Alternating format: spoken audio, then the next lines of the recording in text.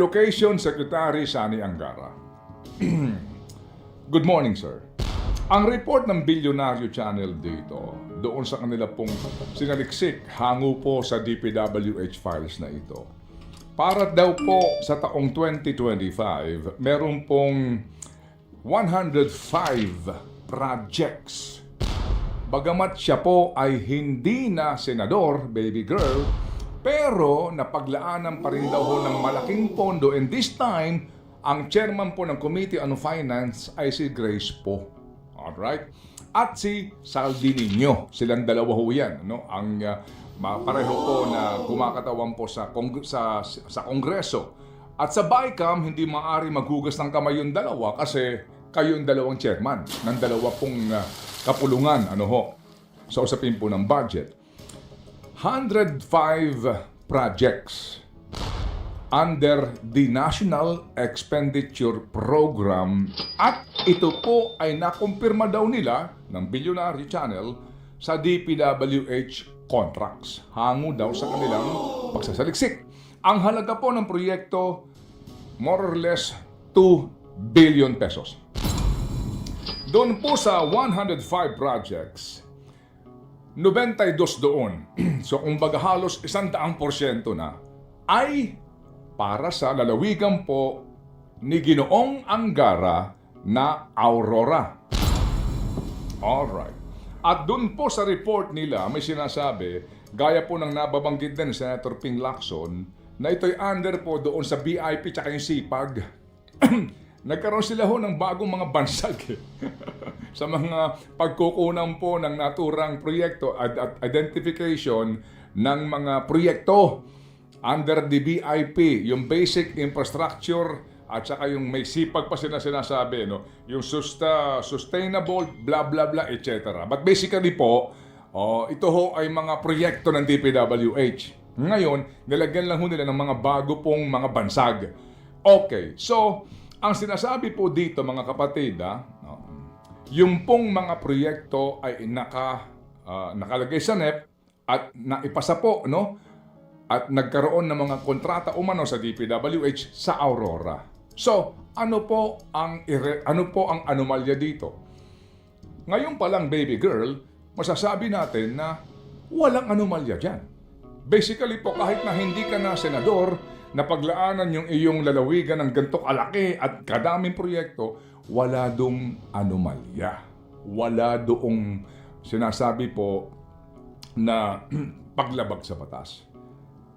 Pero, kung ito pong informasyon na ito kasama pa nung ilang pong mga nandoon sa DPWH files, ay sana nga po binigyang pansin ng ICI na iyan. November 18 pa lang pala na isumite na sa kanila itong mga listahan ng proyektong ito.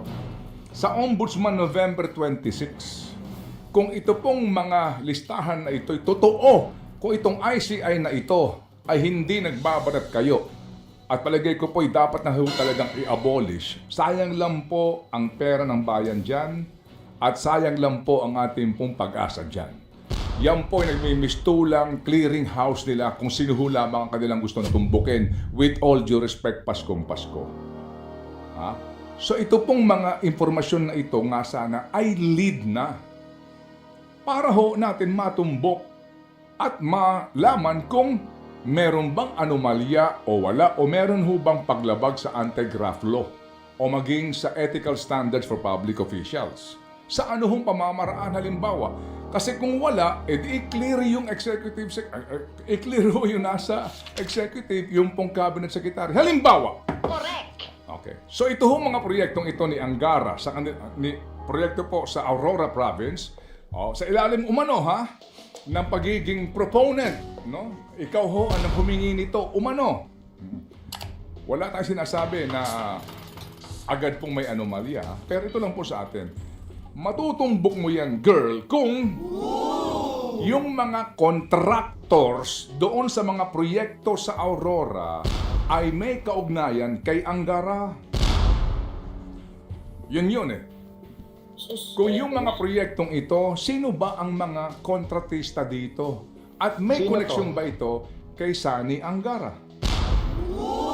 Kaya nga po, sa mga panahong ito, kami po ay nagtataka pa rin kung bakit wala pa rin ginagawang paghahabol at pag-iimbita man lamang maging in the Senate pag siguro na siya'y humarap, itong ang pangalan ay Undersecretary Trigib Olaivar. Na kung babalikan natin po ang kanya pong profile at background, binitbit pa ito ni Sani Angara hanggang sa DepEd. At meron nga pong binansagan at Angara 5. Anyway, ito pong si Trigib Olaivar ay binanggit na po ni Yusek Bernardo sa kanyang mga affidavit na may kaugnayan umano dito kay Ginoong Angara. Hanggang doon na lang po muna ako. Basahin niyo po yung laman ng affidavit at yung aligasyon doon. So ngayon, isipin mo, totoo bang gusto nilang mapanagot ang lahat ng dapat managot dito? O may pinipili lang sila? Kasi kung gusto mong lahat ay dapat managot, palagay ko, una, dapat mag-leave na si Angara bilang Education Secretary.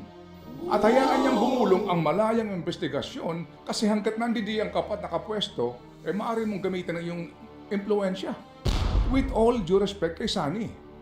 Hindi ba? Kasi dito po binabanggit nga na meron daw umanong alokasyon doon sa kanyang lalawigan pero again, wala po doong klarong anomalya ha.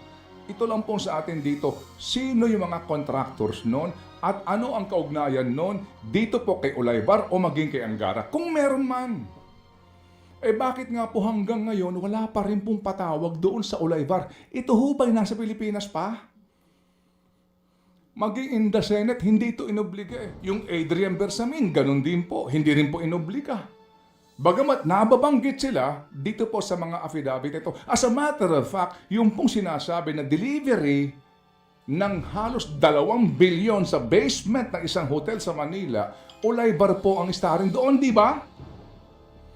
And so with Bersamin. Pero nung ipatawag nila at ipaharap nila at mapakinggan natin ang kanilang sagot sa mga bintang na ito. Bukas po ang aming programa kay Ginoong Olaivar o kay Adrian Bersamin at kay Ginoong Angara sa ating pinag-uusapan ngayon. Kung totoo na gusto mong malaman at malantad ang katotohanan at mapanagot lahat. Halimbawa din. Ito sakto. Tumatawag na siya. Gusto magbigay ng pahayag. Hello, Sunny. Ay, Trillanes. Sorry. Hindi, sorry po. Sige, tuloy niyo. Halimbawa. Sige. Okay. May pangalan bang Ralph Recto? Ako'y natatanong ha? Correct! Mayroon bang Ralph Recto na pangalan doon sa sinasabing Cabral Files na iyan na nasa executive branch at walang kaugnayan sa DPWH pero may mga sinasabi pa rin mga umano ay mga request for funding? Ako po lamang nagtatanong, meron ba? Mr. Leviste, Congressman, meron ba? Vince Dizon, meron ba?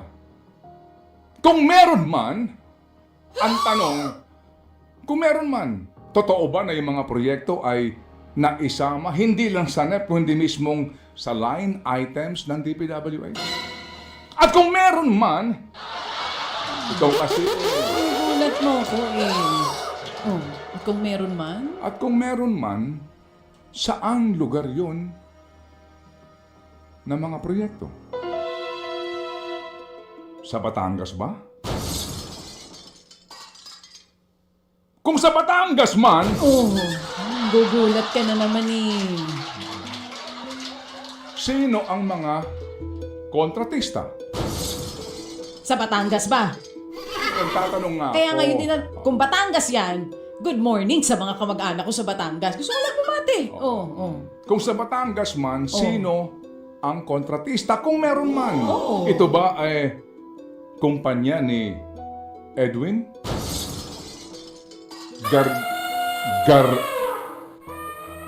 Jola? Tama, kid, no? Nagtatanong po lamang kami. May kaugnayan ba yung Congressman Garjola kay Ralph Recto? Nagtatanong po lamang kami. Kung ikaw si Vince Dizon, Oo. Ako si Vince, di na ako talaga sasagot sa inyo pag ganyan. Sek Vince, iintindihan ka na namin. hindi, kung ikaw si Vince Dizon, Oo. oo. At ikaw ang DPWH Secretary. Okay? Ikaw ang may impormasyon dito sa sinasabing Cabral Files na ito. Ikaw mismo may hawak ng listahan o na meron pang mga notation, ha? Mga notes, handwriting, kung ano mga instruction noong pong SMB. Hindi San Miguel Beer yan. Hindi San Miguel Beer. Sa Secretary Manny Bonoan. Ha? May mga notations po, yung mga inaaprubahan o mga rekomendasyon. Kung ikaw si Vince Dizon at meron kang kasamahan sa gabinete na nasa sangkot dito, magsasabi ka ba ng katotohanan? Ilalahad mo ba lahat ng laman nitong mga files na ito? Bubuksan mo ba ang lahat ng ito sa publiko? Ipaalam mo ba ang laman nito? Kung ikaw si Vince Dizon. Kaya ako, isipin ko din, kung ako si Vince, talaga namang medyo magmumuni-muni muna ako. Ako muna yung mag-iisip-isip. Kasi mahirap din kung ikay pumuposisyon para sa 2028. Dahil hindi po maitatago ang katotohanan kung sakasakali pong talagang pagtatakpan. Dahil may panahon po na ito'y lalabas at lalabas pa rin. So mga kapatid, ikaw kasi, ayoko na. Ito lang mo. Ha? Huwag mo kami binibitin. Hindi, ang Pero, lahat, nagtatanong lang kami, ha? Ang lahat ng ito ay katanungan lamang. Kasi nga, yung files na iyan ang sinasabi. Wala namang masamang magtanong eh. Di ba? Opo. Yung sinasabing ho natin nga na yung pagkakaugnay dito sa mga taong ito. Oo. So, kasi meron kang ginising. Oo. At may gusto ka yatang itanong. Ay, ikaw na magtanong. Mauuna na ako tungkol dito sa issue Ako'y nito. titigil na muna ako dito. Oo, kasi hindi